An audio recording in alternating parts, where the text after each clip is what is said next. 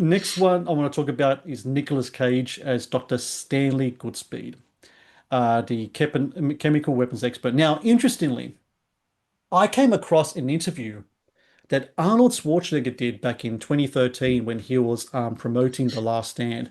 And when he was asked, was there any movies they regretted turning down, he actually said that he was offered the Nicolas Cage part.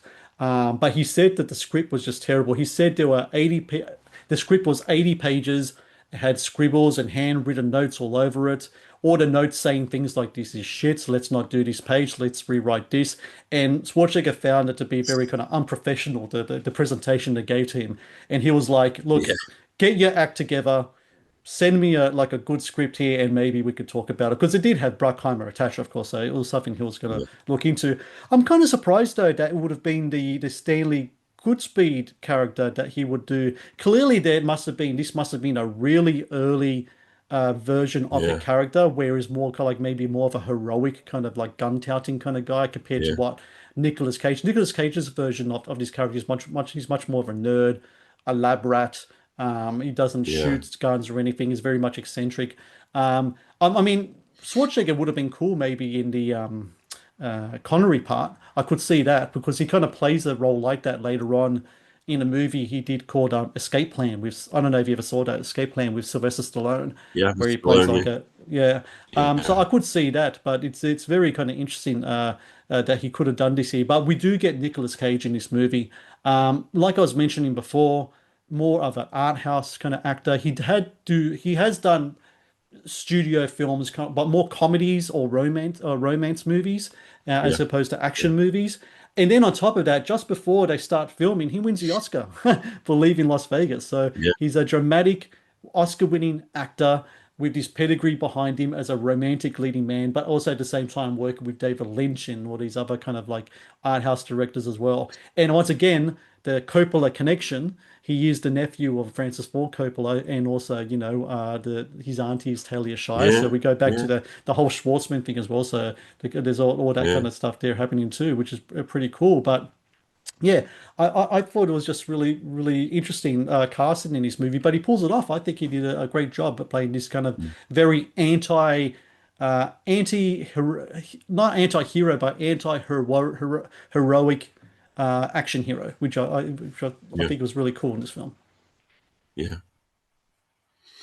Yeah, and also I think he developed his character really well. Like some of the decisions that he made, making him a big Beatle fan, making him kind of an analog hero in a digital age, and his close relationship with his girlfriend, and the quirky bits like playing guitar naked, Yeah. and yeah, just making him more of a bookworm and stuff. I mean, that's one of the great things about this movie is the characters are really well delineated and kind of developed. And I know you're going to Ed Harris later, but Ed Harris is a great villain, who you don't know what you feel about in the movie, and I think that really distinguishes this film. Um, Nick Cage, when he was talking about what he was looking for at that time, like roles wise, because he was jumping in all different kind of things. He wasn't like, Mel Gibson or Tom Cruise or whatever, like all these guys, kind of like his contemporaries. He talked about that his image that he wanted to project is that he had no image. He wanted to just do something like he just wanted to go to projects organically without people like second Mm. guessing what he will become. But interestingly, this movie would kind of cement a certain image for him afterwards. When you look at the Yeah, movies he does after this, Con Air, Face Off, The Gone in 60 Seconds, like all these movies I was talking about before, all these action films until it leads up again to adaptation where he goes back to drama. He becomes an action hero. He really sticks to that genre of film. And I think when it comes to the most unlikely box office action heroes, I think you got to have to look at both Nicolas Cage and Johnny Depp as the yeah, personification of that. And yeah. no, it's no Both Bruckheimer coincidence. movies too. Yeah, and yeah, that's right. Bruckheimer Yeah, movies. I mean, there's no coincidence here. He finds kind of like these actors he's really good at casting, and he casts a very he has a very kind of broad sense of who will work and who won't. And having someone like yeah, Nicolas Cage be an action hero, I think is very inspired casting with the work he yeah, does in this movie. Because like you said, he isn't he just the way he plays is just as this nerdy kind of like analog guy.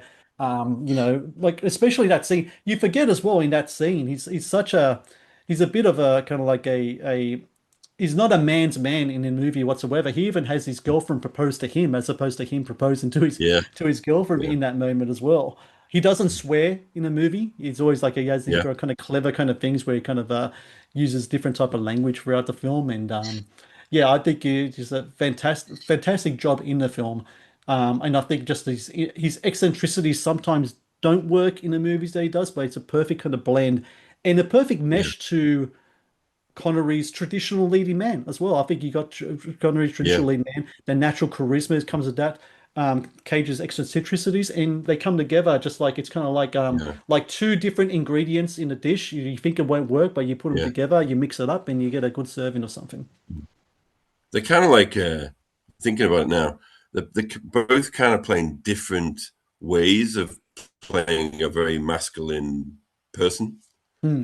Because Nicolas Cage is, by the end of the movie, he is very brave and he's smart and he's got courage and he's a gentleman, with his girlfriend and Sean Connery's character is much more kind. I mean, Sean Connery's character is actually not that likable when you think about it in the movie. Hmm. He's likable because he's Sean Connery, Yeah. but his actual character, he's just telling everybody to get to f off throughout the whole movie, Right. basically.